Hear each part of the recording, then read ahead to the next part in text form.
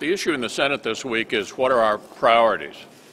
We're going to have another show vote in the morning on a tax increase bill styled as a student loan bill that includes what they call the Buffett tax, which Senator Schumer himself has called a political gimmick.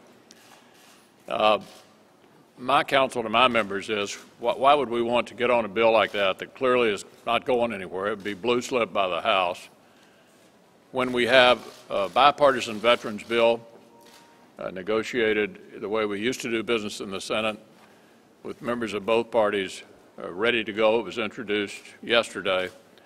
So I hope we'll not get onto a bill going nowhere and immediately turn to the veterans bipartisan bill and see if we can address that in a bipartisan way very quickly, maybe even finish it this week. The House of Representatives just a little while ago passed their version of it by a vote of 421 to 0. So there's a lot of bipartisan support for fixing the crisis that we have with the VA.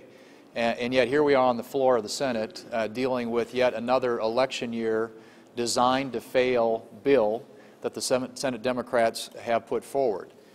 Does the legislation that they have on the floor right now do anything to lower college education costs? No. Does it do anything to reduce the amount that a college student needs to borrow to get a college education? No. Does it do anything to create jobs for those graduates when they get through with their college education? No. I mean, this is a bill that purely and simply is an election year bill that allows them to check a box. I will tell you it is sickening when you hear that 57,000 veterans waited more than 90 days for the first appointment. 63,000 veterans never got to see a doctor at the VA hospital. When 13% of the people who worked the scheduling that they were told to falsify information. So when I look at the Obama administration and what it's doing here, I will tell you to just slap on the wrist or to say we're going to cancel bonuses, that is absolutely not enough. If the President is serious about addressing the issue of the VA, it's time to see people being fired.